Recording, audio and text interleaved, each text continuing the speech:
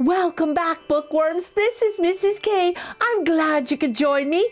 Did you know that there is a Puck Fair festival in the Irish town of Killorglin each year? It's one of the oldest celebrations in Ireland, and during that festival, they crown a goat as king, the only king in Ireland. In today's story, Seamus and his goat Finny seek the chance of a lifetime at the King Puck Festival with the help of some fairies. Let's enjoy the magic of reading as we read together King Puck, written and illustrated by Michael Garland, and see just what happens to Seamus and Finny.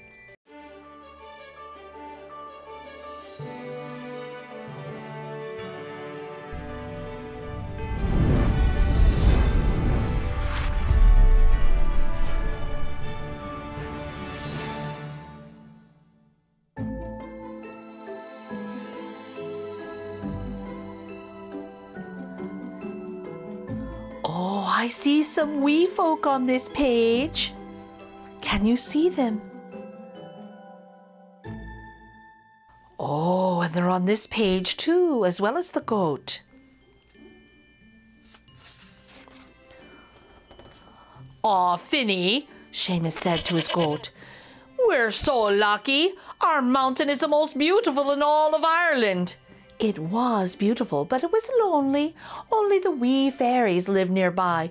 Seamus had no one to talk to but his goat.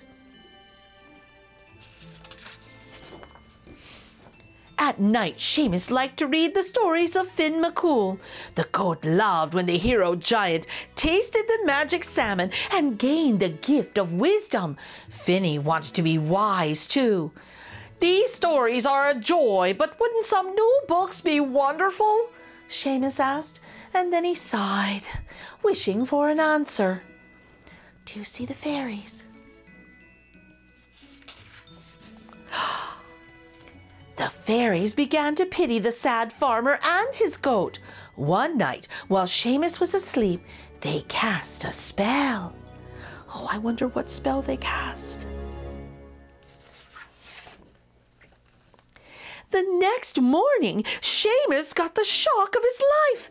When he said, "Good morning," to Finny, the goat said, "Good morning," right back. Then Finny said, "I'm famished. What a lovely day it is. The river is up. I wonder if the trout are biting." Look at the fairies.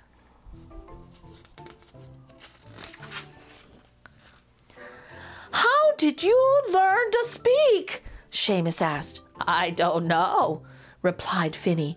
"Perhaps I learned from you." Seamus was happy, but the fairies weren't finished with their plan. Do you see them?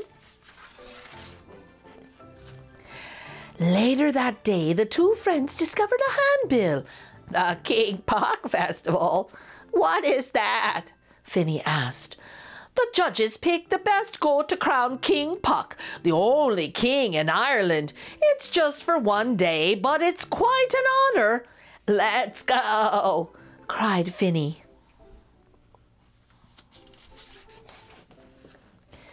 Seamus hastily packed some food and proudly brushed Finny's hair.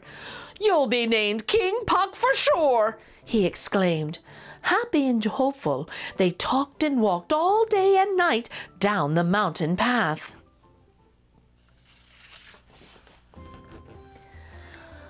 "Look at all those ribbons and flags," Seamus said to Finny as they crossed the bridge into Killorglin. "And isn't this music splendid?" Seamus remarked. Finny clacked his hooves in time to a fancy jig. Suddenly, the music stopped as the farmers and their grand goats entered the square.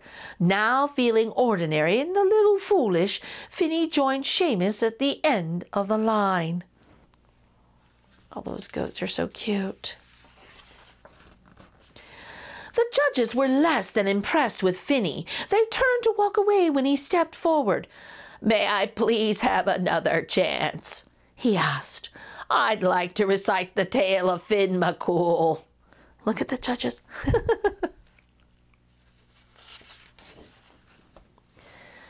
The people of Killorglin had heard the story before, but never told by a goat. When Finny completed the tale, the crowd went wild. The judges had no choice. They picked Finny to be King Puck. Yay!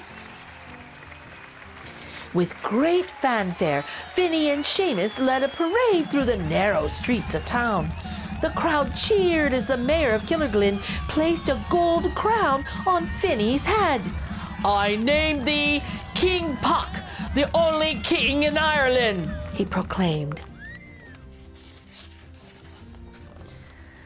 "King Puck, as mayor it is my pleasure to grant you one wish. What will it be? Gold? Silver? A mountain of hay?" Finny glanced at Seamus. He knew what they wanted the most. "Books," he said. "We'd like nothing more than books." The crowd cheered, and Finny felt as wise as Finn McCool. Seamus and Finny never wanted for another book or better company. Once a week, Miss Margaret Mary Carney, the librarian from Killorglin, drove up the steep mountain with a fresh bag of books. King Puck got his wish, and the fairies were happy too.